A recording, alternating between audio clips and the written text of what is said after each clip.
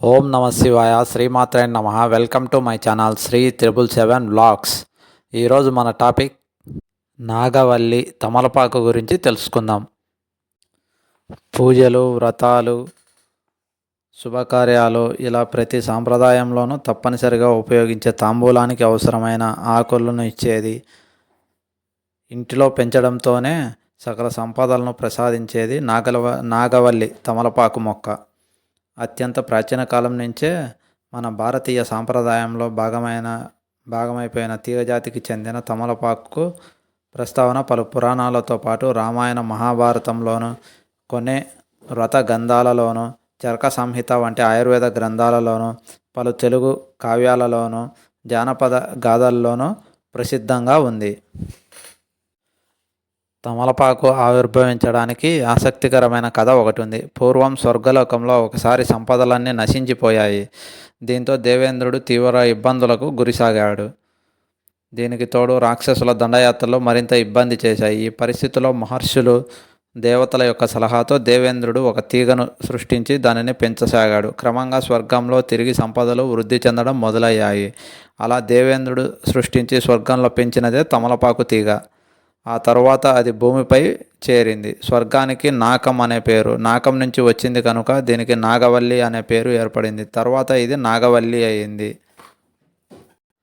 తెలుగులో తమలపాకుగా పిలిచే దీనికి సంస్కృతంలో నాగవల్లి, తాంబూలి అనే పేర్లు, ఆంగ్లంలో దీనిని బీటల్ అంటారు.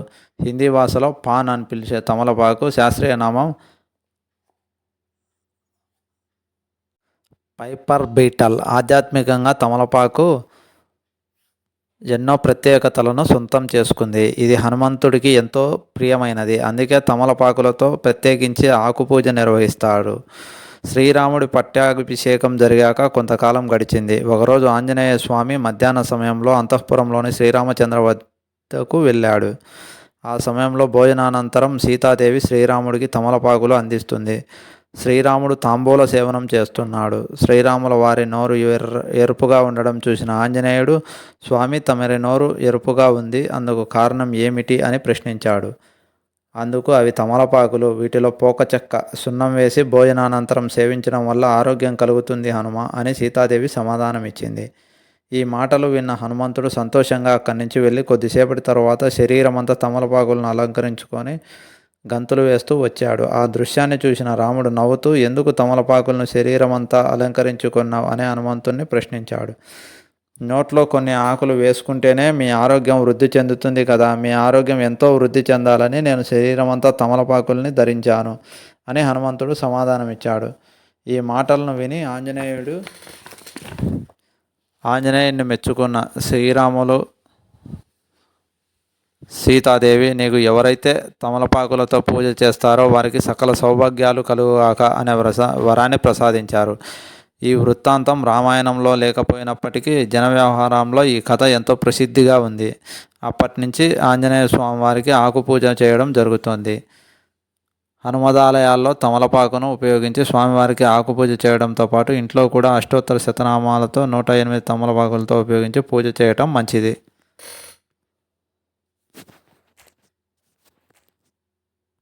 ఇప్పుడు తమలపాకు ఎన్ని రకాలుగా ఉపయోగపడుతుందో తెలుసుకుందాం. భగవంతునికి చేసే షోడశోపచార పూజలో తాంబూల సమర్పయామి ఒకటి. అందులో తమలపాకు ప్రధానమైంది. కనీసం తమలపాకులు 2 వక్కలు ఉంచి ఊగి ఫల సమయుక్తం అంటూ భగవంతునికి నివేదన అనంతరం తాంబూలం సమర్పించడం ఆచారం. అంతేకాకుండా కలశంలో కూడా చాలా ప్రాంతాల్లో తమలపాకు ఉంచడం సాంప్రదాయం. ఈ నాగవల్లి తీగను ఇంట్లో పెంచుకోవడం వలన సకల దరిద్రాలు తొలగి సకల సంపదలు, అష్టైశ్వర్యాలు సిద్ధిస్తాయి. ఇంటి ప్రధాన గుమ్మం ముందు కానీ, పెరట్లో కానీ, తులసి చెట్టు పక్కన కానీ పెంచుకోవచ్చును. ప్రతిరోజు ఉదయం స్నానానంతరం తమలపాకు చెట్టుకు నీరు పోసి నమస్కరించడం వల్ల సకల శుభాలు కలుగుతాయని చెప్తారు. పూర్వం నుంచి కూడా మంచి పనులు, ఒప్పందాలు, వివాహ సంబంధాలు కుదిరిన సమయంలో తాంబూలం మార్చుకోవడం జరుగుతుంది. 2 రాజ్యాల మధ్య కానీ, 2 వ్యక్తుల మధ్య కానీ ఒప్పందం కుదిరిన సమయంలో ఇరుపక్షాలు తాంబూలాలు మార్చుకునేవారు. వివాహ సమయంలో తాంబూలం మార్చుకునే సాంప్రదాయం నేటికీ ఉంది. వీటికి నిశ్చయ తాంబూలాలు అని పేరు. అతిథులు, బంధువులు వంటి వారికి బట్టలు పెట్టేటప్పుడు వాటిపై తాంబూలం ఉంచడం తప్పనిసరి. తాంబూల సేవనం భారతీయ సాంప్రదాయాల్లో భాగం. భోజనానంతరం తాంబూలం సేవించాలని శాస్త్రం చెప్తోంది.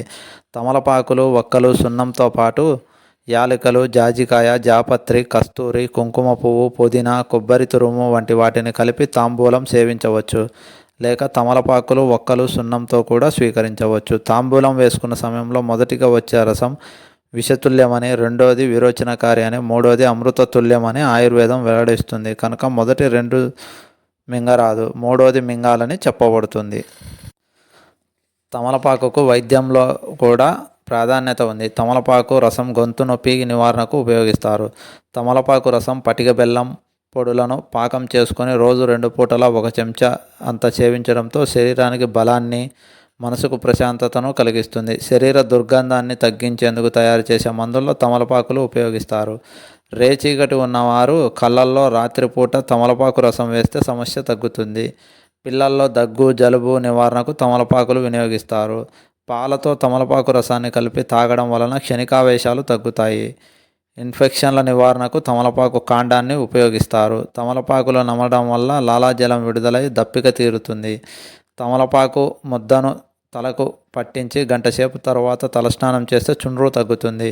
వీటన్నింటినీ మించి నిత్యం వంటకు ఉపయోగించే నూనెలో నెయ్యితో తమలపాకులు వేసి ఉంచటం వల్ల చెడిపోవు, ఎక్కువ కాలం నిల్వ ఉంటాయి. ఈ విధంగా ఆధ్యాత్మిక, ఆచార, వైద్య ప్రత్యేకతలను తమలపాకు నాగవల్లి సొంతం చేసుకుంది. తమలపాకు విశేషాలు తెలుసుకున్నాం కదండి. నమ శివాయ, శ్రీమాత్రే నమః. నేను చేసిన వీడియోస్ నచ్చితే లైక్ చేయండి, షేర్ చేయండి, సబ్స్క్రైబ్ చేయండి. మరిన్ని వీడియోస్ కోసం కామెంట్ సెక్షన్లో కామెంట్ చేయండి. జై హింద్.